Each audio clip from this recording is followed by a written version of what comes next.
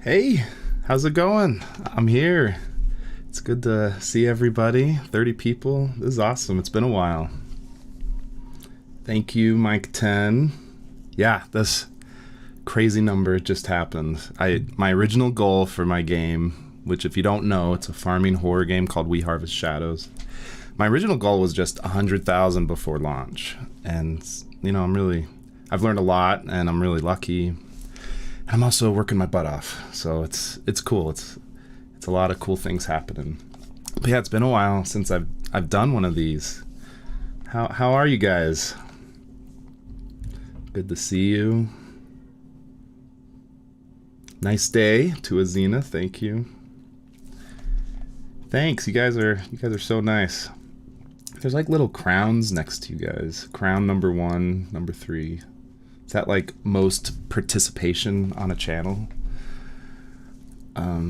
Yeah, good to see you guys. Seeing a lot of Game Dev Unlocked students. Thanks for coming. This is a public. This is for everybody. I do have this YouTube channel. I love making videos. I love teaching, but I don't post as much as I want to or can, just because this game is so huge. It's killing me. Yeah, thanks for trying the demo. I am still making games. I did take a long break from YouTube for a while, but during that time I just was working on We Harvest Shadows. Maybe in the future when development's kind of slowed down, I love making videos. I've done it longer than making games. That's kind of what I went to school originally, was for filmmaking and editing. Mike asks, is We Harvest Shadows still releasing in fourth quarter? No, probably not.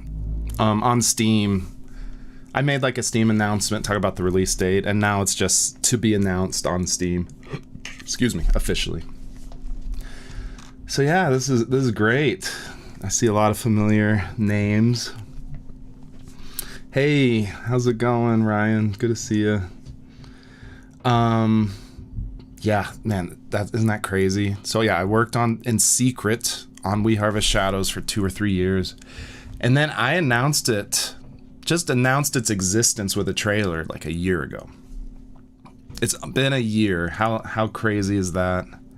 So much has happened. Some stuff I still can't talk about.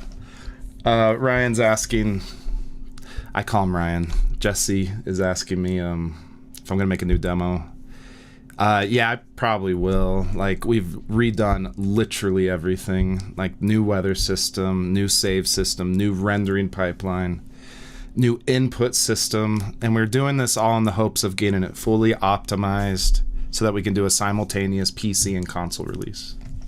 And I say we, and I still can't talk about this, but I did sign a publishing deal, and it's been really great. I've loved it. But I can't say who it is. I think we won't talk about it until like I have like a new trailer or release date solidified, and then I can talk about my crazy journey with publishers and negotiating and getting wined and dined from everybody, because yeah, when you have a game that's like near the top 100 most wishlisted games on Steam, then that's when publishers come to you and they beg you pretty much. And no, it was a good experience though. I got to meet a lot of great people. I had to do some honest decision making, make some honest judgments of who is the best partner, because I don't know if you guys remember this, but with We Harvest Shadows, I was out of money and I was using all my retirement, and it was a huge gamble to release the demo and the trailer.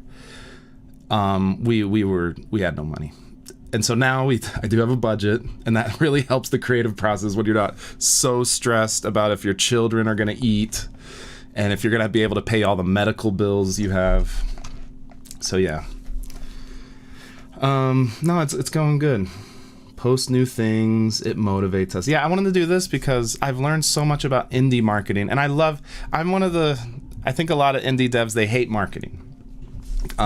There's even a hashtag, or like, I don't know, it's like this meme post on Twitter going viral where it's like, the algorithm hates me, my game is good. The algorithm hates me, my game is good. And people are posting there trying to get like attention for their games. And yeah, I've learned a lot, and I like talking about it and sharing information.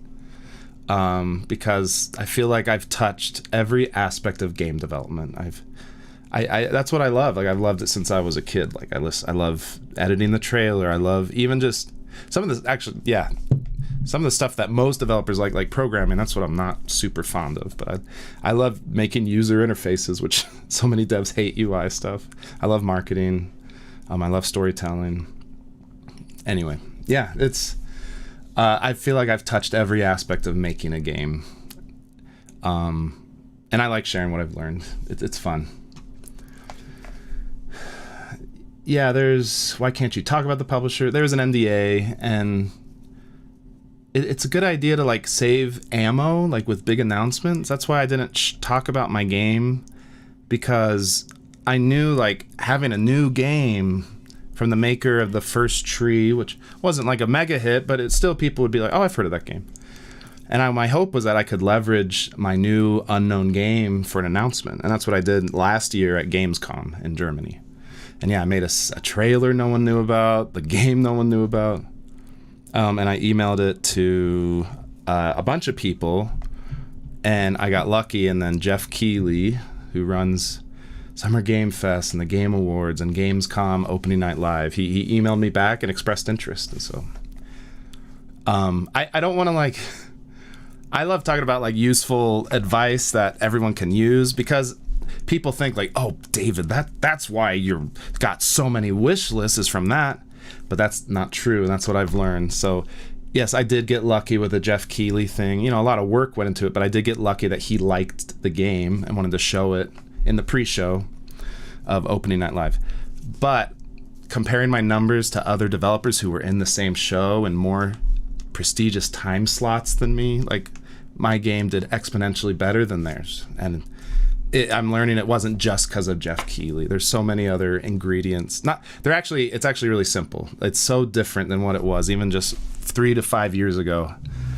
And it's actually a simpler way to market your game now. So I'll talk about it and stuff.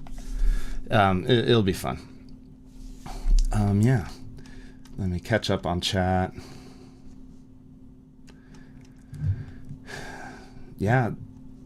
Canal Day Photo says, does it work to have wishlist only and release in the future? Absolutely. Yeah, like I even got like a publisher deal for like a game that wasn't finished, you know. Yeah, I talked about NDA, like waiting for the publisher thing to like have like, there's so much work left on the game. It's taking so much longer than I thought. It's so complicated. Maybe I'll show you guys. If you don't know about it, then, you know, it's nice to have a lot of context to see like what the trailer's like and everything. Ash and Fox Game Studio, hi. David, with the larger scope of this game and your obviously larger audience, do you find it more difficult to keep focused on things and stay engaged with the course's videos? Oh yeah, like it's not possible to do it all. There's another developer friend who saw like my workload and was like, I have no idea how you're doing it all. And he did YouTube, and he had some really successful games. And he's like, what you're doing, like you're speed running multiple careers, so you probably are going to burn out. And so I worked really hard on the course for years and years. The course, Game Dev Unlocked, was supposed to be like a year-long thing, and it turned into like a 4 or 5 year long thing, which I just wanted to make it really good. And I love teaching, I love making the videos, so I put my all into it, and it was like, I'm really happy with it. But there comes a time where like I can't update it forever. I'm gonna, you know, I don't plan to like shut it down, but I just can't like update it every like time a new Unity version comes out every 4 months. You know what I mean? So I tried hard to make most of the lessons engine agnostic, and so the course is still for sale. And so if you want to support me, the money still helps, even though I do have a publisher. And it's 80% off, the cheapest I'll ever offer it. And then I'll probably close enrollment.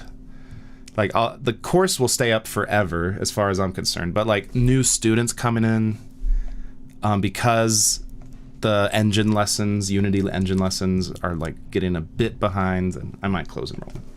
So now's the time. Yeah, I can't do it all. I can't do YouTube. I can't. This game is so big. And you just see how many developers burn out. Like, I don't know, Danny, he's the hilarious game dev YouTuber with millions of subs. And he just disappeared. He just probably just needed a breather. I know, like, talking to other developers, like, I admire, like, I love Gavin, who made Choo Choo Charles, and now he's working on Cuff Bust. And it sounds like from his videos and interviews, like, he is tired. He can't do it all anymore. I know we got Thomas Stewart here. Good to see you, Thomas. And you're speed running multiple careers too. I hope you're not burnt out. It's a lot to do. And that's kind of what I've learned. That's kind of like besides the point of this video, but I'll go into it probably more at another time. In fact, yeah, I've talked about burnout and pacing yourself. I have submitted a talk to GDC. I have not been accepted yet. Maybe I won't. But I'm really interested in healthy, sustainable ways to make indie games, especially if you have a family and you have kids and it's your full-time job, or you want to make it your full-time job, you want it to pay the bills. I've learned so much about healthy habits and not burning out, because I've burnt out probably 3 to 4 serious times already. And the simple truth is because it's so freaking hard. Like, it's just a really hard medium to make art in. It's so impossible. Like, just, yeah, there's so many things about it. I've learned so much. I'm doing pretty good now. Haven't been doing well in the past, so yeah, it's complicated. There is nothing wrong with making games for fun, by the way, and like keeping it your hobby and just keeping the joy in it. But when you do have a family and you need the game to make money, you're going through your retirement, it takes on a life of its own, and if you're not ready for it, it can destroy you. Okay, sorry, I'm gonna catch up. I'm sorry if I missed your questions. If you want me to really answer it, just submit it again. Okay, I'm at the bottom of the list. Yeah, Azina, I like your comment. Dreamwalker, how much for Jeff Keighley trailer? LOL, is it true he doesn't charge for some studios? Indies, yes, it was free. I think that's common knowledge. I think I can say that. I think for small indies, especially when it's something that the team likes and he likes, it will. I didn't pay anything, and I think that's common knowledge that happens with some studios. Studios being like just me at the time. So yeah, that's really generous. Like, honestly, interacting with that whole team, because it's a huge production. Like, it's insane how much work goes into those shows, and it's a whole team of people, and I just love them. Like, they just love games, and it breaks my heart whenever all like the typical armchair experts are criticizing Jeff Keighley in the shows and saying that they're not that good. Like, they're fantastic. Like, it's a huge mix of AAA, huge announcements with like unique small team based games that would never have a chance to be like in a big show like that, especially like if this is the replacement of E3, like that Jeff and his team gives even opportunities to small indies is like a miracle. And he keeps doing it, and it's just because they love games. They really do. Like, there is nothing is fake about any of that. They just want to make a great show and show great games to gamers. That's it. The course isn't, I'm not going to close. I'll probably close enrollment, but the course will still be available. We'll still have my Discord chant server and everything. But yeah, the YouTube channel, I'll keep it, I'm not going to promise like a schedule. That kind of like stressed me out back at the beginning, where I'm like, I got to do this every week or the algorithm ignores me. I'll just do it when I want, and I wanted to do this today. I wanted to talk about marketing because I think it's really fascinating. So yeah, I'll keep YouTube channel stays up for sure. Is this Avoid Burnout Wisdom recorded anywhere? I think I made a couple new lessons for the update in GDU, and so if you're a student, then there is a section, I think near the end, about motivation. But this, if I do a GDC talk, it'll be like a bunch of new things I haven't really talked about. But we'll see. I haven't been accepted yet, but I did submit a talk I really love, and I would love to share it with everybody, because I'm really interested in mental health now with game development. That's like almost like a new passion of mine. Are you done with the game? No. But chapter 1, and there'll probably be 6 chapters in the whole game. Chapter 1 is done, and I had my first playtest with the publisher, and it went well. Their insights were so good, and it was really like small things where I'm like, that will make the game, for beginning of the game, better. But there's so much work left. Like, I can't even put in a date on when I want it released, so I'm just not going to. But definitely a year or more of work. It's so much left to do. I'm sorry. It's a whole story.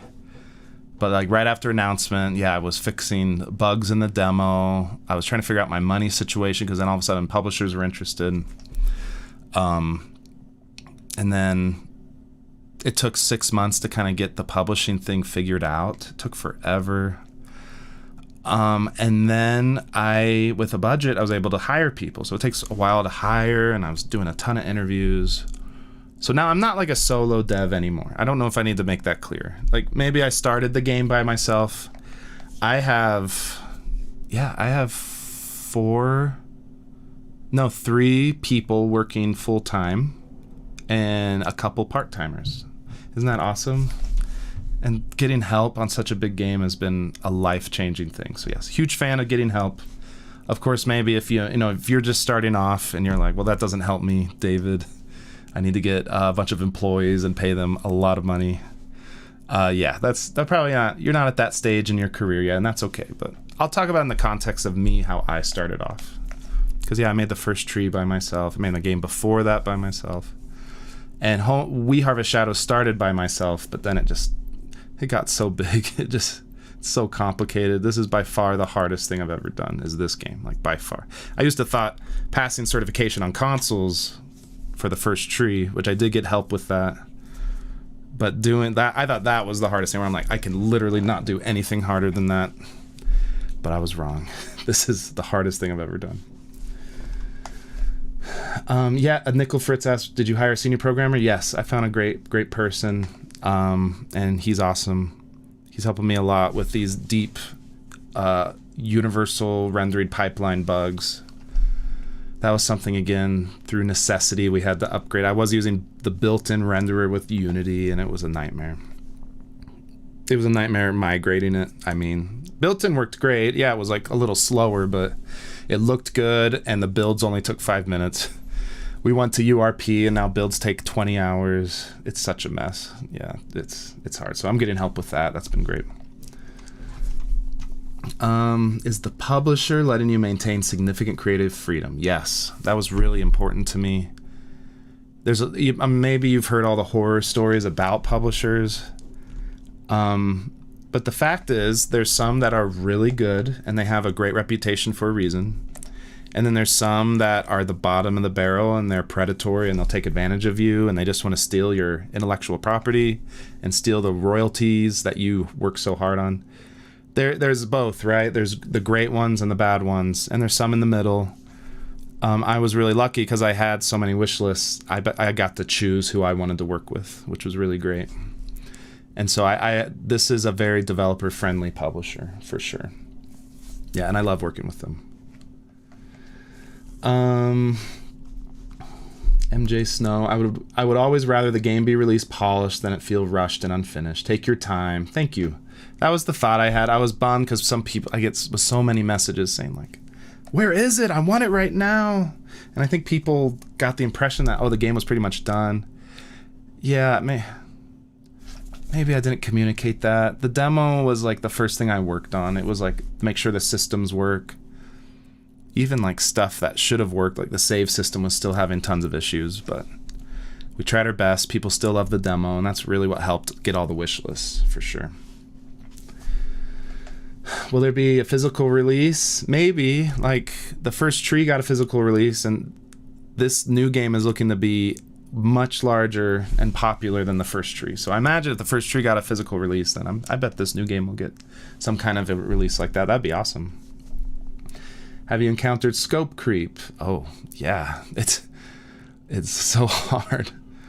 To be honest, like, have I like added a ton of new features since the publisher deal? Like, and they haven't pressured me.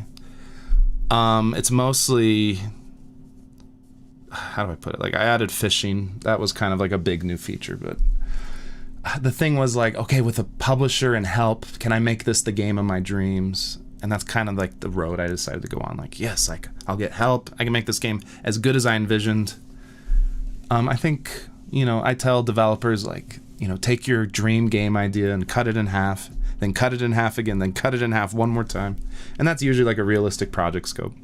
Now I'm in this weird situation. It's a cool opportunity that, I have a budget and I can hire people. And I'm like, maybe I could make close to my dream game where it's like exactly what I wanted in my head.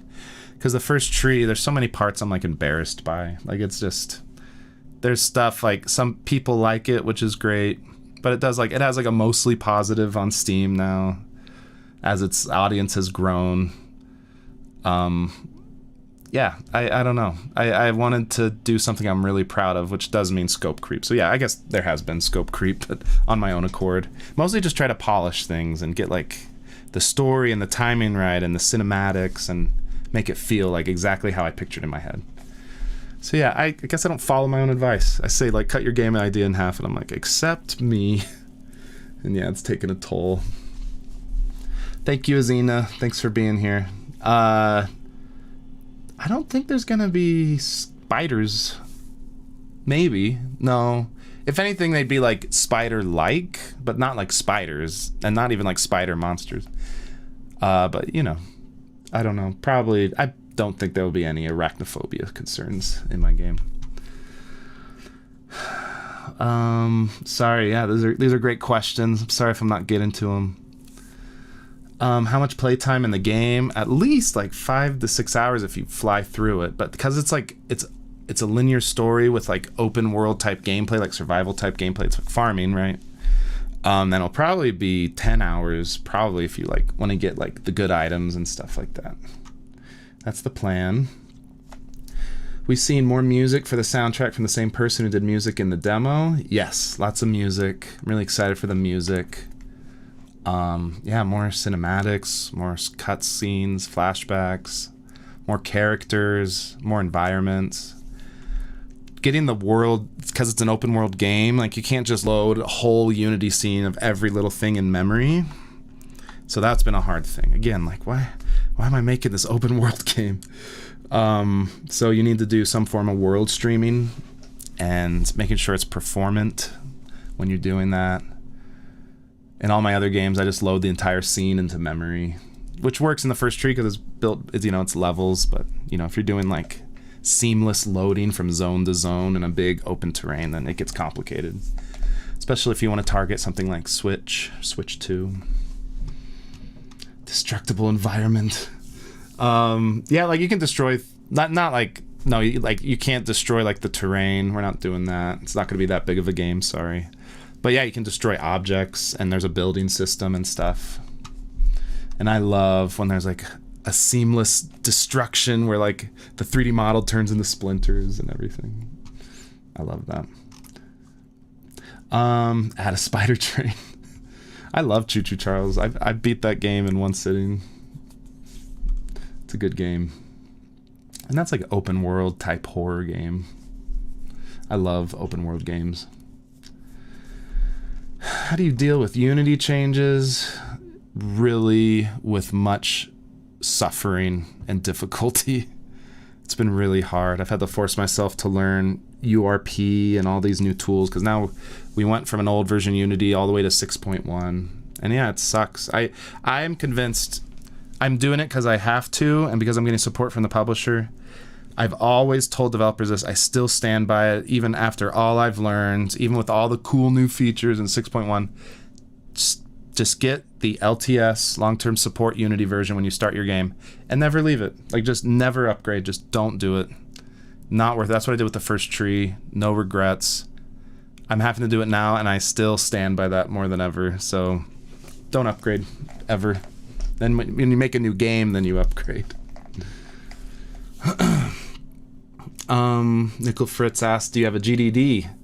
Yeah, I do now because there's like there's multiple people, but that's like one of the perks of being like a solo dev or a small time dev. Like You don't need to like, unless it helps you.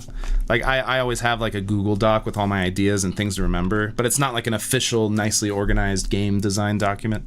Now I made one and I update it just to help like with new people come on board and they want to learn about the game and everything. Again, one of your biggest strengths as a small developer or a hobbyist just starting is you can work fast and you don't need to write everything down. Like if you just want to do it, you're like, oh, this might be cool. Let me add it to the game design document. It's like, no, like just do it real quick and try it out. And if you like it, great. If you don't, then just take it out. Just work fast. It's a huge, man, I've learned so much. I'm a director now. Like I am not a solo developer anymore. My time is better spent directing and organizing, learning managerial skills, which I never, ever, ever wanted to do that. Never wanted to be in management or producer. But I'm doing it because I believe in my game, and I will do anything it takes to make sure this game gets done and make sure it's good. I still touch everything in the game, though. I'm still, like, in the weeds, but I'm having to learn to let go so that we can make progress. Okay, yeah. Okay, this is good. Thanks for asking about my game, We Harvest Shadows. Flamey asks, should I make a Discord as a place? I'm bad with Discord. Maintaining Discord is a full-time job, so no, I'm not going to make one for We Harvest Shadows. I'm not even doing a great job with Game Dev Unlocked, which is like the private server for students. It takes, to like keep an active community, that is like a team of people. So no, probably not. Maybe when development wraps up and I have more time. But yeah, right now I don't know where fans of the game go. Yeah, that's a good question. Will there be a vinyl soundtrack release? Oh, I'm glad you like the demo music. I don't know, because I license a lot of music, and that caused an issue with my last game.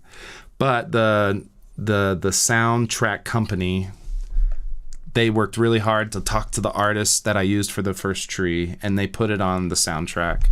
I do have a vinyl I have it right there, actually, of the first tree's soundtrack. I think from Manowave Media. I think that was them. They were awesome.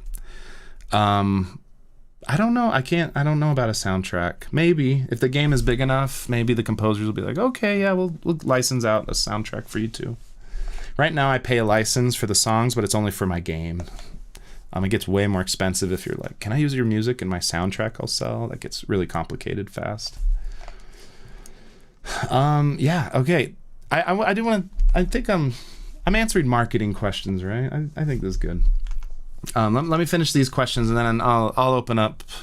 You guys can see my desktop and I'll show some examples about what works nowadays with marketing. Mike, I've loved working with the publisher. They're not corporate-y at all. And it's because like I picked the publisher I admired the most. And so wish I could tell you more, but I can't. But soon it will make sense one day. They're some of my favorite games.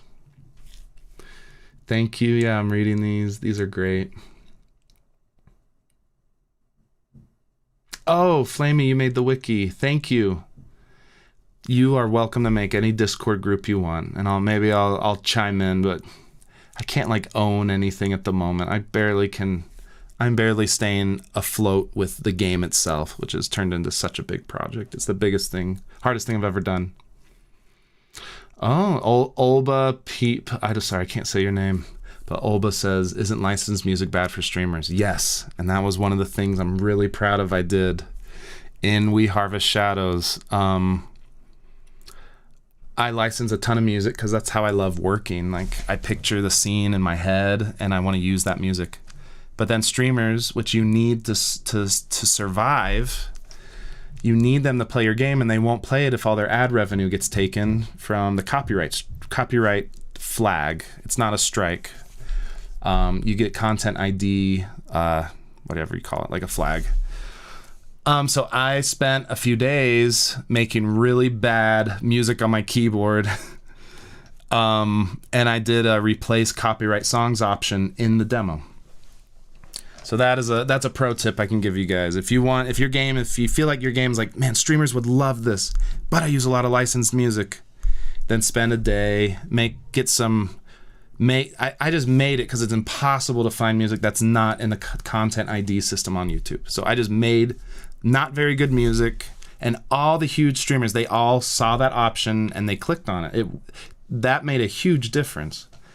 So there is a version of the game with totally new. They're basically sound-alike songs that I wrote on in a day, half a day. And in our settings, you just do like, a Boolean saying like, if replace copyright songs true, then play this type of song instead. And it worked great. And streamers loved the demo and they appreciate it. They're like, wow, this developer cares about us. And that made them want to post about the game. And that was all just for the demo. So yeah, like we're talking about like what's changed in marketing, right? Marketing in 2025 as an indie. First off, if you're a hobbyist, it's okay to like do this for fun. Like it's so great to make this game and just share it. Even if it's just a handful of people, like that is such a good feeling. But there is this tug of war between, the things you want to do as a hobbyist and maybe you do want to turn this into a profession. Like you need the game to make money. And it's hard. Like you got to be sure if you want to go down that path. But if you do, and you're like, I need this game, I want this game to replace my job, then you will have to put in the work, but it's not as overwhelming as it used to be. Like years ago, I was all about like Reddit. Like that's how I made, I would go on Reddit, and that's how I started my GDC talk about the first tree in 2018 or something. I was all about like, got to post on Reddit all the time and you'll go viral a few times with these type of headlines. And you go on Twitter, and Twitter is you go viral here, you get a ton of wish lists. I just think it's changed now. Like social media doesn't matter much anymore. And it's because of this algorithm driven world. Some developers have had huge success with TikTok. But here's the thing. I've gotten 300,000 wish lists with barely any social media posts. And, you're probably thinking, well, what about the Jeff Keighley thing? What about your YouTube channel with almost 200,000 subscribers? Nobody watches my videos anymore. The algorithm has decided to ignore it because I stopped making relevant clickbait content or whatever.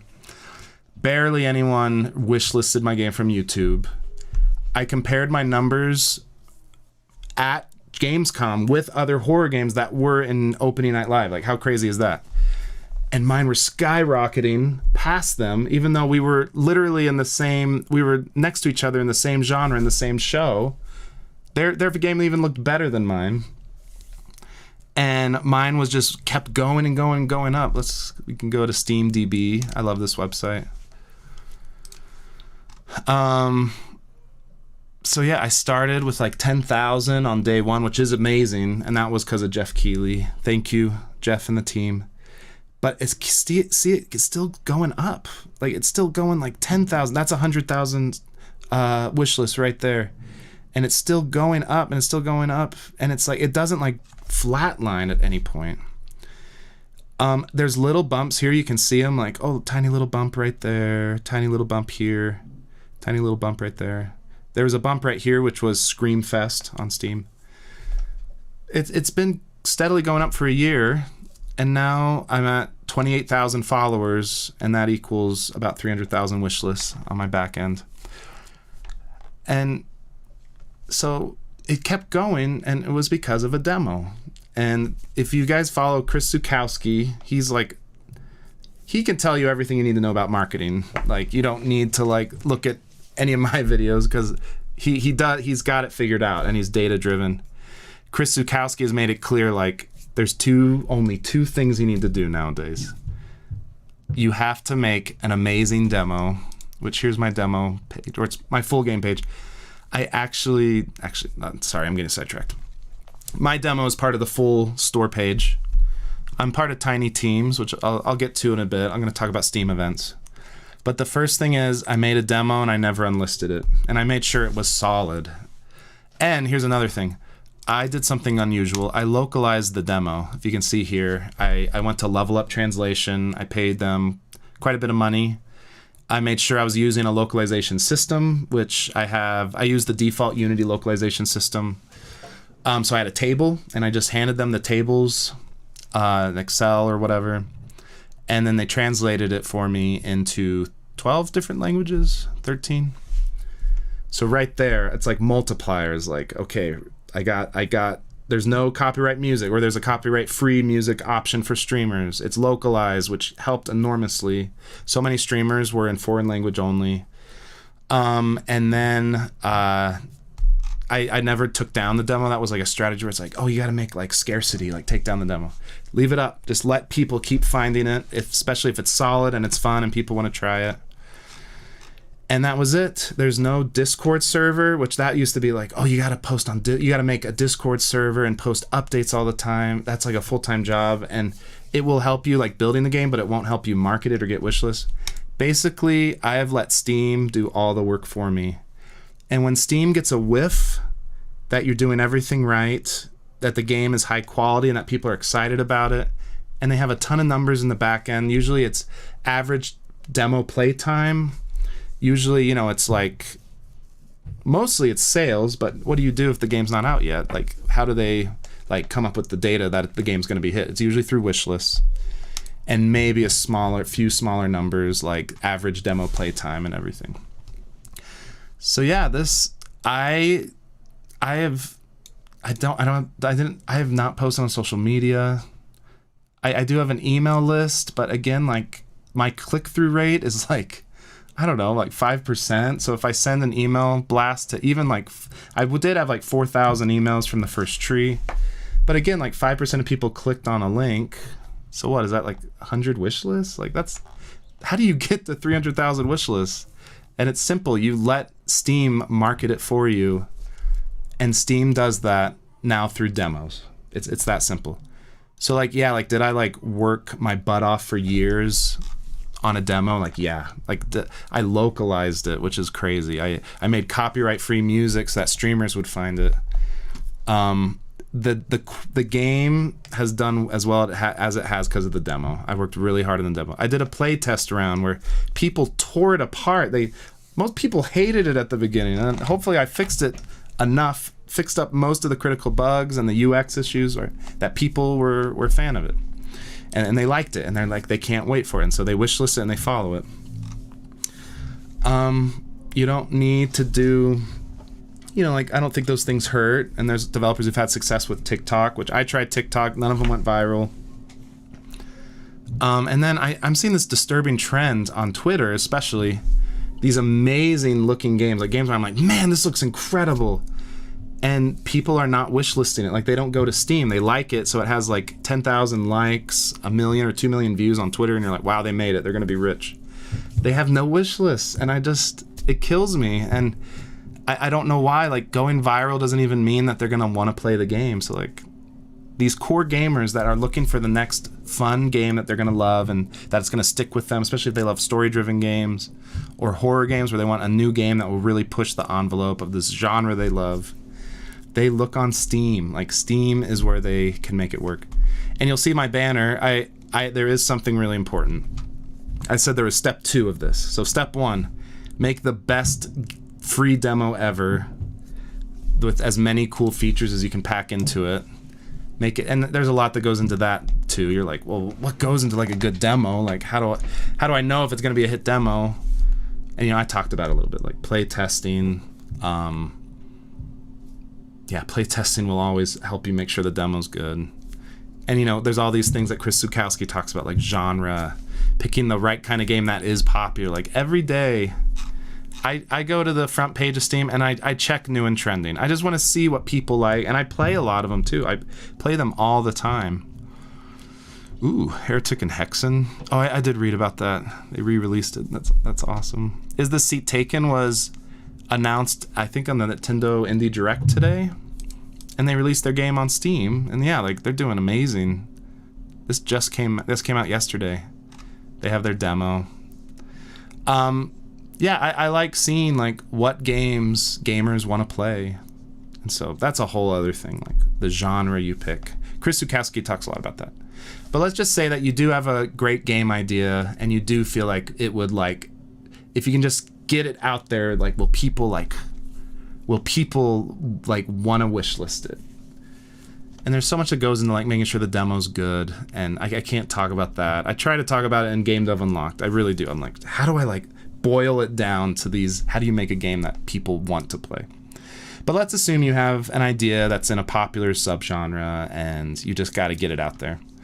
So that's what I'm saying right now. The demo, I just think you should localize the demo right there. That's an instant 60% boost in visibility if you do like 10 languages. Especially simplified Chinese and Russian. And this is one of my favorite things, if I can find it. Shoot. Chris Zukowski has his festival list.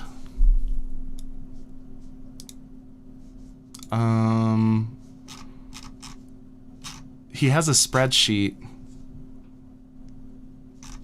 Do you guys know what I'm talking about? It's like in all of his emails too. I really want to show it to you, and I'll post it in the chat if it lets me. Sometimes YouTube's weird with links. Where is it? Okay, sorry, hold on. Oh, here it is. So, first off, subscribe to Chris Zukowski email, and at the end of each of his emails, he has a list of events going on that will probably get front page featuring on Steam. I look at this all the time, and I apply to all of them. I applied to Tiny Teams, as you can say here. This was a thing where I was like, oh, my game is eligible, and sure enough, I'm there. I'm kind of near the bottom. I think I'm near farming. Where is it? Platformers, adventure, action.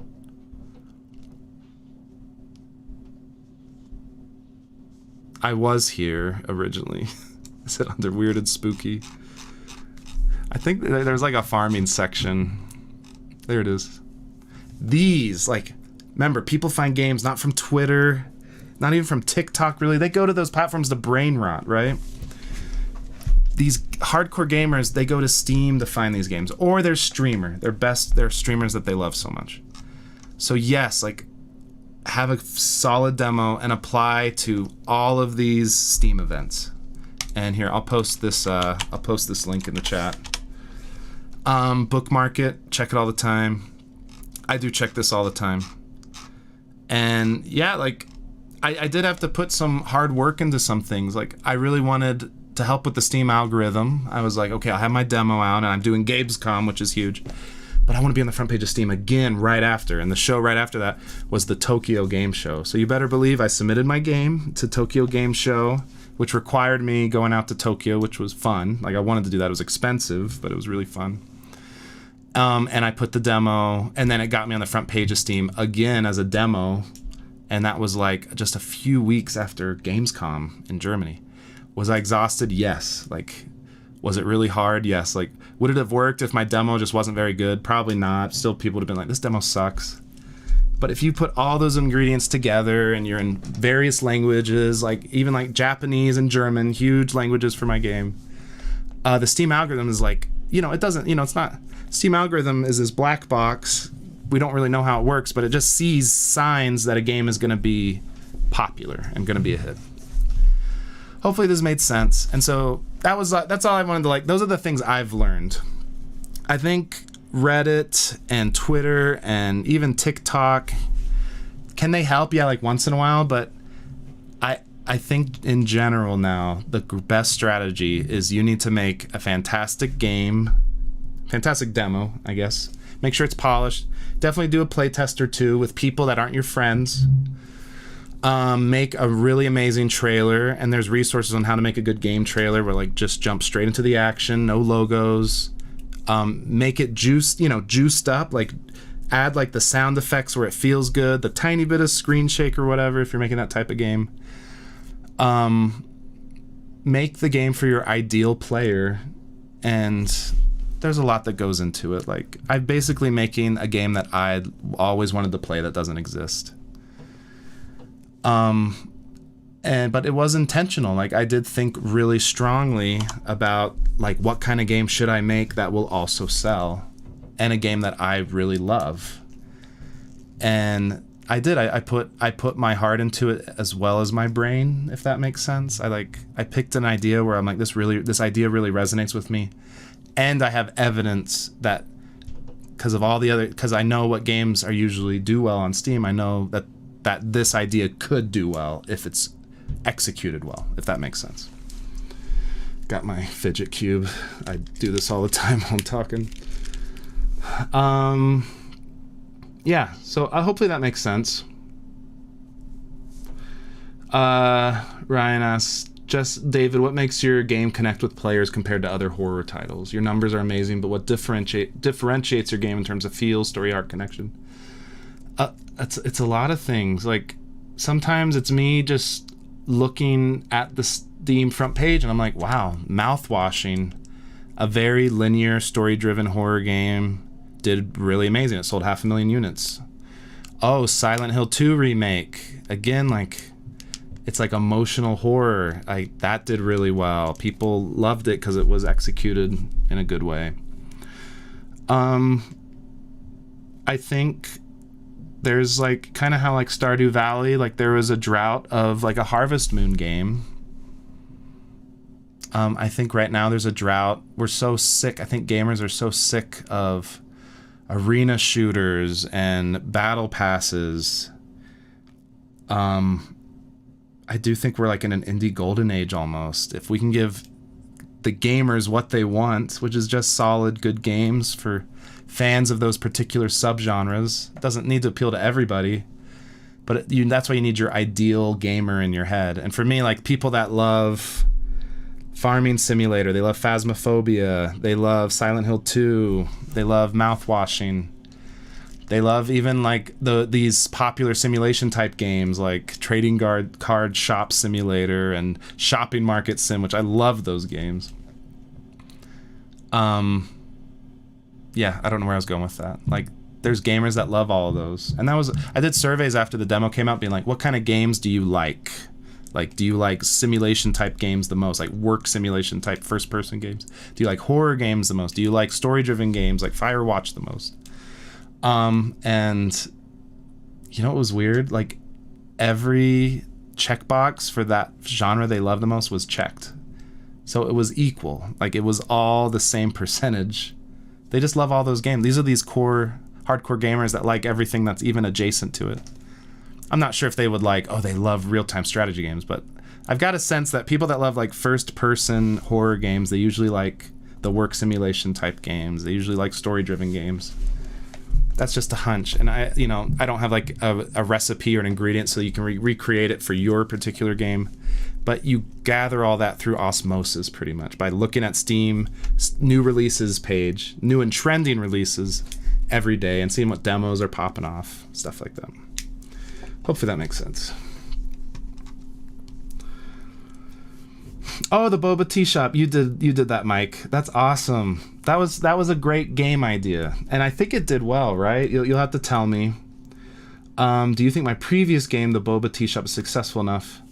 If it hasn't launched on consoles, because the first tree, it did it did good on Steam, but it wasn't until Switch that it was like, oh, like this, a lot of people are playing it.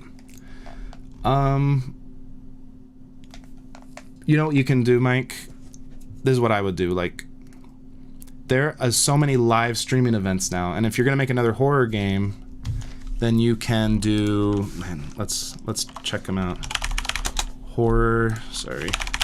What was it? There's the horror streaming show. What is it called? There's a bunch of them. I'm just kidding. What is it? It's like the one by DreadXP horror stream. There's the horror awards now.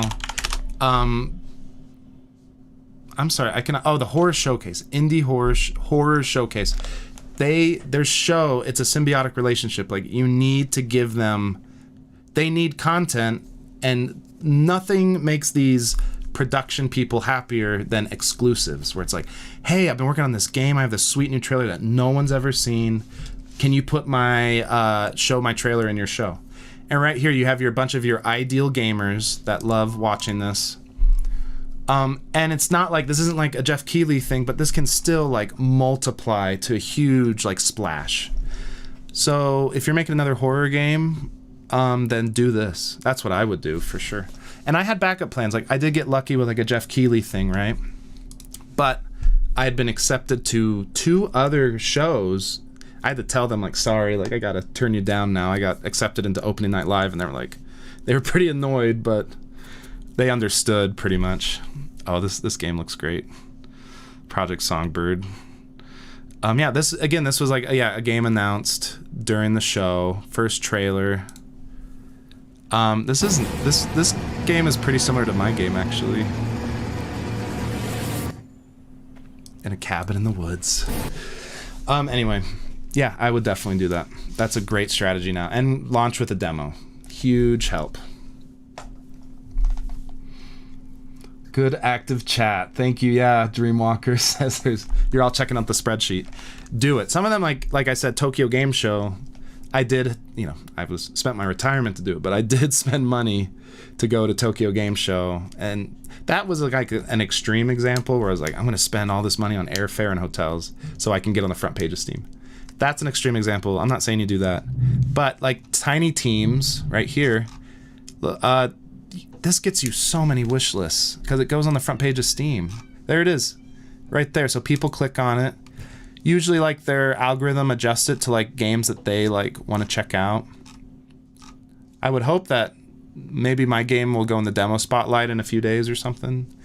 And you know how many eyeballs this is? Like, I don't think we appreciate like how many people go to Steam, like, and they just want to buy games. They usually buy games they don't even play really, and they're enthusiasts, like they're core gamers. I saw this game today, Pool of Madness. Again, like let's take Inscription, and they probably are aware that there's other games like Clover Pit.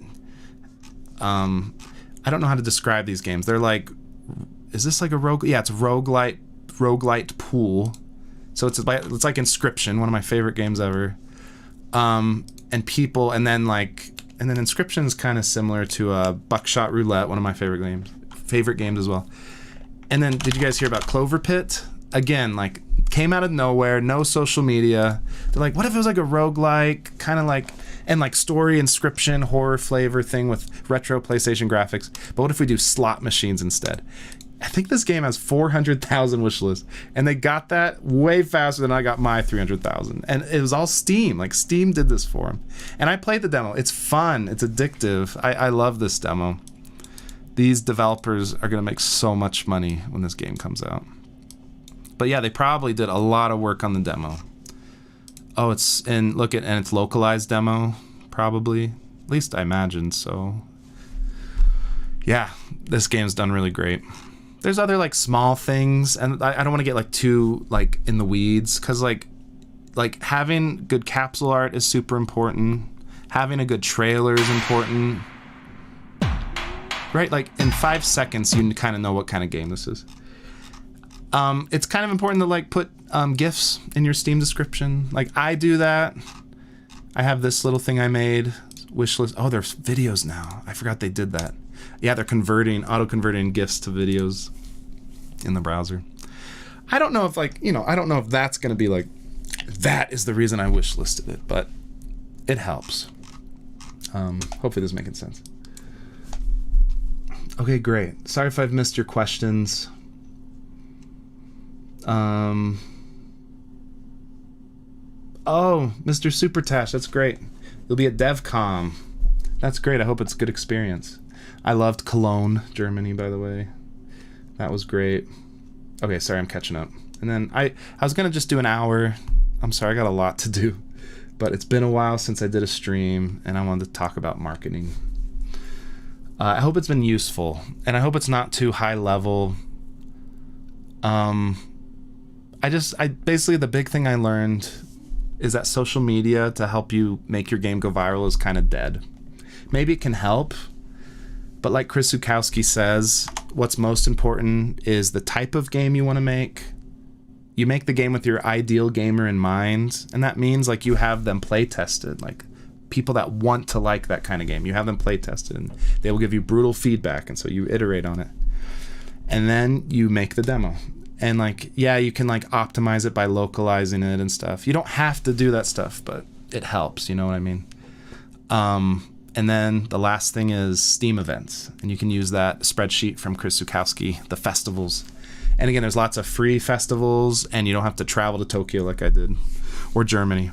But you will get on the front page of Steam. That happened. I did the Earth Day Festival. I applied for the Earth Day Appreciation Festival, and that actually gave me a ton of wish lists.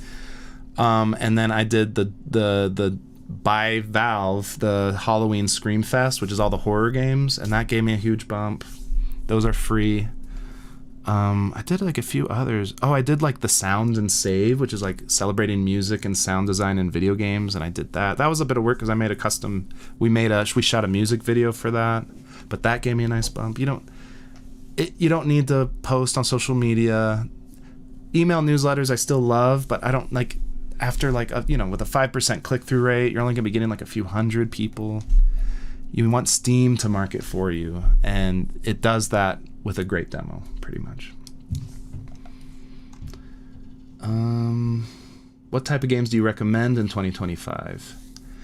So I do think there was the simulation type games, which I'm addicted to it. It's like quick dopamine hits. It's satisfying, like making your store grow bigger. They're not like those gameplay principles. They're not just exclusive to simulation type games, but they're quick and addictive, and they're satisfying. There's another game, like a game about digging a hole, which is kind of similar to that type of game. That sold like a ridiculous amount of units, $5. They made it in a month. Steam again did most of the marketing for that, although it did go viral on Twitter, but I'm convinced it was mostly Steam recommending it to people and streamers. Sorry, I'm like brushing past one of the most important things. The demo will indirectly lead to streamers. So make sure that streamers, I don't make games thinking of streamers, but I do think a good game that's addictive and fun by itself will attract streamers just by its nature of its existence. I don't know. So yeah, the demo indirectly also gives you a huge boost, which is through streamers, of course. Okay, sorry. Rita asked, what type of games do you recommend in 2025? Like horror games are not going out of fashion. Simulation type games, there was a huge spike of them, and I do think now, like, you used to be able to just release a simulation type game, like, I don't know, like School Bus Simulator or Shop Simulator, and then you would get all this money. I don't think that's happening anymore. In fact, a lot of them are flopping. If they're bad, the good ones still do really well.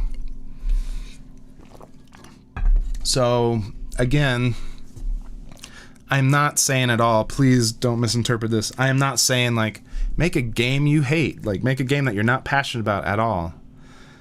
But I would hope that every game developer who wants to turn this into a profession and they want to sell copies, like sell a lot of copies, I would hope that you're paying attention to what gamers are resonating with and just seeing if you can add elements of that. And then you can add also the stuff you love.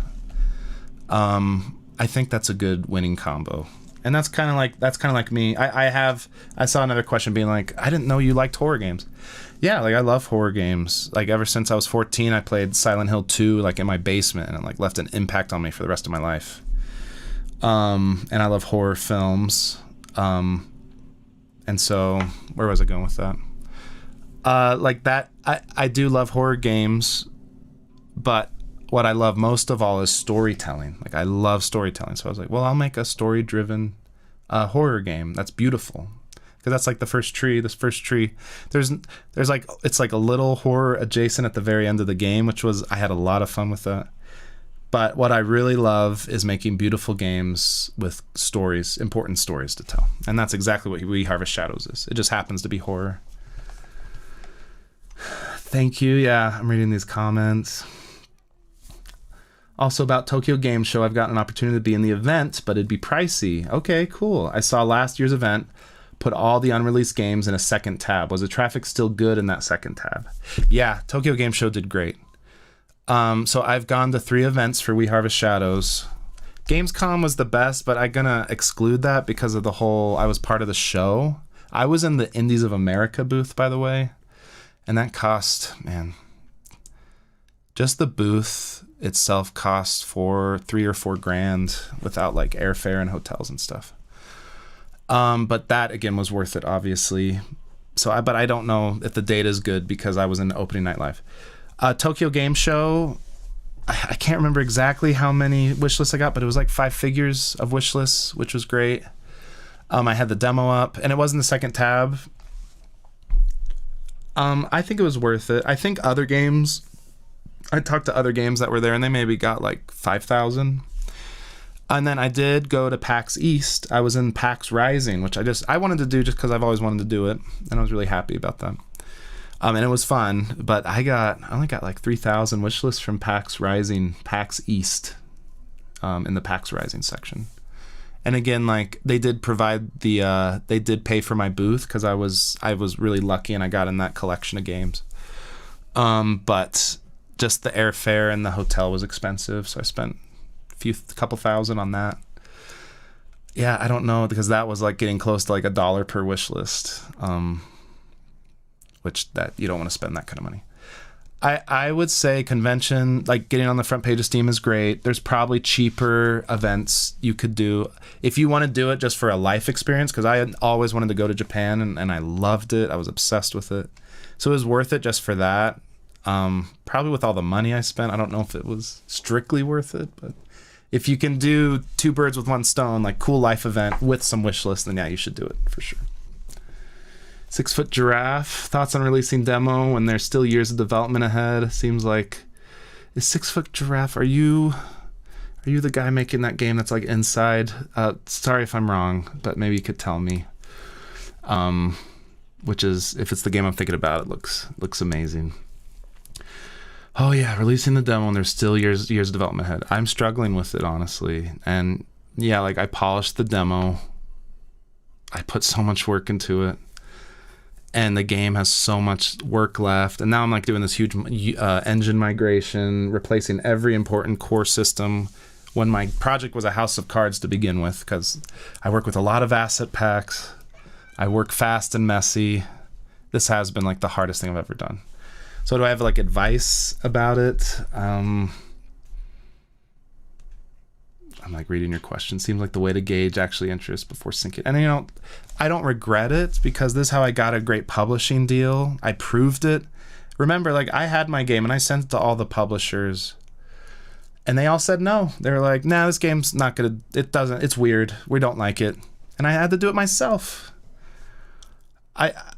A spiteful part of me wanted to not get any help at all because I was just so pissed at all the publishers that didn't believe in me. And then I proved them wrong, which did feel good. Like, it is a good feeling to like walk on like the show floor at like Tokyo Game Show and everyone's like swarming you from all the big publishers. And they're like, hey, how's it going? We do love your game after all. And it's like, yeah, because I got 100,000 wish lists in a month. But I did put away my pride. And also I wanted my family to have money to survive. And I didn't want to be like doing it by myself anymore. I needed help because the game was so big. So anyway, what I'm saying is, you know, if it's the game I'm thinking it is, work on a demo, maybe by yourself, still keep it not hobbyist, but keep it part-time, you're moonlighting. And then with the demo, that can really help a lot. Get good deals. You'll get a deal that like won't take advantage of you because now you have evidence that the game will make back their investment in you. It's hard, and just don't announce a specific release date. And I think gamers actually, I'm really so happy with how everyone's reacted because I'm bummed that the game I still have so much work left and it's been a year since announcement. But how many games have done that? Like how many games have been delayed 4 or 5 years? I'm not trying to beat myself up because I do think these awesome gamers that want to support these indie games, these inventive indie games, they do want the game to be good and they will wait. And I think that's the whole industry is like that now, where they're not the industry. I mean, the whole fan base is like that, where it's like, take your time, make sure it's good. Because remember, there's so many games out there, but are the games like that amazing that you're going to take your precious free time? It's not even about cash anymore, by the way. It's about your free time like what is going to be worth their time. And so it's got to be a high quality game. And that's what all these things kind of feed into each other. Like that's why the capsule art needs to be polished and why the demo needs to be polished and the trailer needs to be really professional, because gamers are so good at sussing out if a game is like crap. They just know it immediately. They know if it's AI slop. They know if it's bad, like your first time using GIMP or Photoshop to make the capsule art. They can sniff it out immediately. And so putting that time into the quality, it does pay off dividends. It does. Yeah, that's my opinion on that. Oh man. Yeah, Greenfield, 6 Foot Giraffe here. This game's awesome. We'll just check it out real quick. This is a trailer that went viral, and it's just because it oozes quality. And this is a solo dev by our very own 6 Foot Giraffe. And again, like Inside is like one of my favorite games of all time. And so yeah, I'm an ideal player. I'd be like, oh, I want to play this game so bad. And you know, I'm sure 6 Foot Giraffe has been doing this a long time. This is not his first creative endeavor. And it's okay, and that's why I'm saying like it's okay to like, it will take time to get good at art and things like that. I would, yeah, 6 Foot Giraffe, I'd focus on the demo. This looks great. The vibes are so good. Yeah, get the demo playable, and I wouldn't sign, like, unless you want to, but last I remember, you have a pretty sweet day job, so keep moonlighting.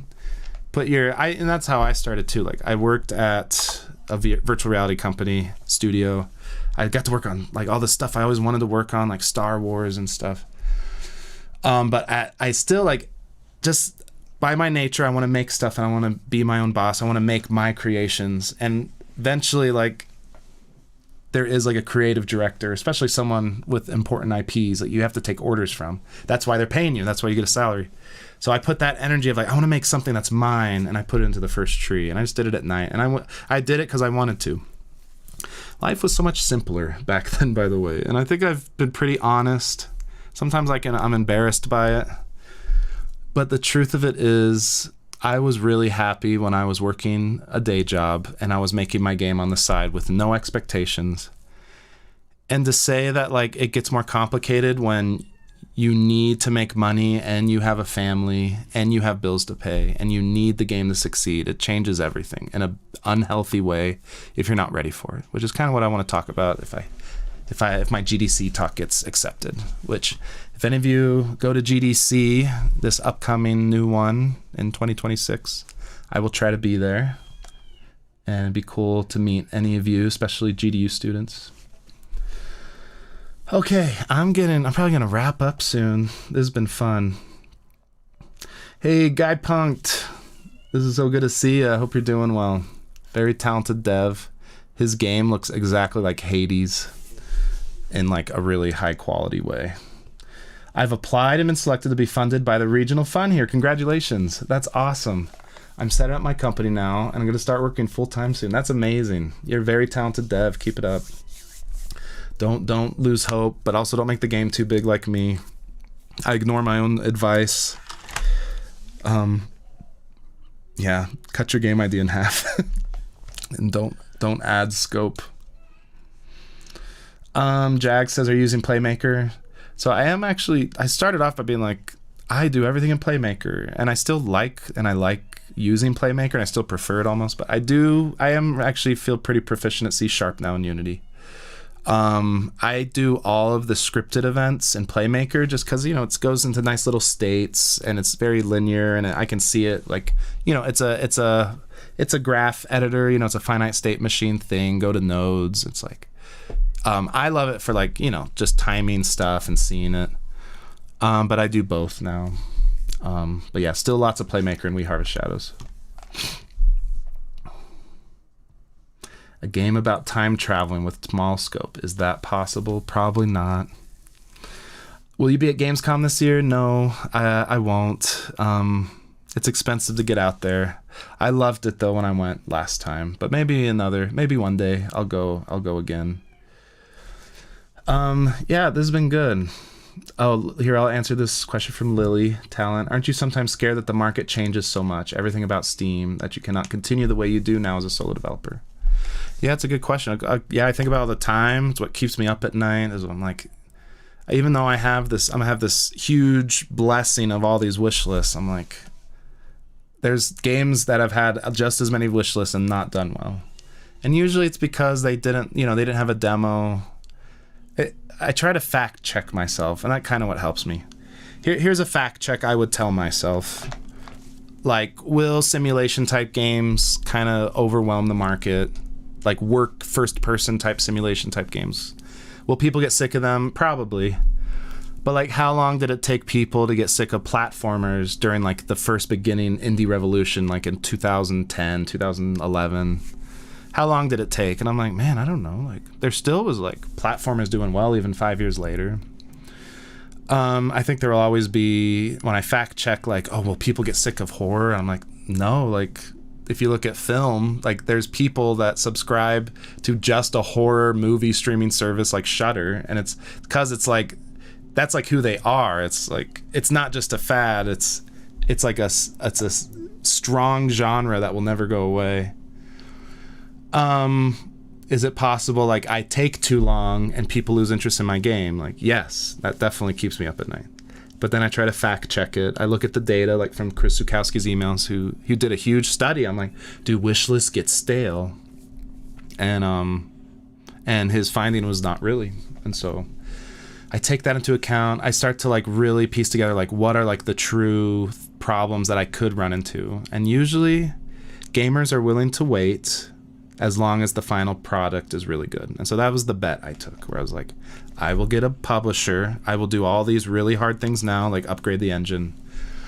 I will do lots of play tests, which means throwing out lots of work, and which means the game will take longer. But I think the biggest mistake I could make is rush it and make the game not as good. So if you have a day job, you're not a full-time indie, then that's great. That means you have all the time in the world, because people will wait for a good product. They will wait for a good game that, like, in their ideal gamer version of what the game should be, like, it's that good. And that means it will take a lot of time. You'll have to do things you hate, like localization tables and UI and marketing. Although, like we talked about, marketing doesn't have to be the hardest thing in the world now. You just have to really make a great demo. But it doesn't mean like hours on social media like it used to be. Anyway, yeah, I think we're getting close to a new indie golden age. I think it's heartbreaking seeing these AAA companies, people that work so hard on these games, like, yeah, like people make fun of them, like, what was it, Concord or Concourse or something. But like, so many people put their hearts into it for like 5 years, and it just, no one wanted to play it. And, you know, it sucks it happened that way, but look at like what, like these solo devs, like the solo dev who made Schedule 1, which is so much fun. Solo dev who made Trading Card Shop Sim. Solo dev who made Contraband Police, Crime Scene Cleaner. They're multimillionaires now. It's crazy, and they're just doing it by themselves pretty much. And yeah, like, did they put in the work? Like, yeah, like Contraband Police dev, but you haven't seen it. This game's again, it's like, it's so good. I mean, I didn't realize it was a $30 game. This game has sold 800,000 units, I think. Made by one dev, pretty much. Lots of asset packs. I think he spent, I don't know, 6-7 years. Like, yeah, like when he started it, like, I bet he had concerns where I'm like, is this game gonna fail? Are people gonna be sick of these games? Because I think it's partly inspired by Papers, Please, which came out a long time ago. When did Papers, Please come out? One of my favorite games ever. 2013. So I'm sure he started it around then, and I bet he was like, after year 6, he's like, I'm so sick of this. I hate doing this. But I still I believe in it still. And yeah, it was a huge success. This game's really fun. Demo is very, like, gets you into the action really fast. And that's something I also did with my demo. Another side tip, make sure your demo gets to the action fast, and you start getting those rewards of like getting upgrades, and you're getting the hang of it. Like, players love that. And, you know, if you're playing lots of games and playing lots of demos, you'll know just through absorbing it indirectly through playing it. Like, you'll know like when your game is getting like, has that hook, I guess is what I'm saying.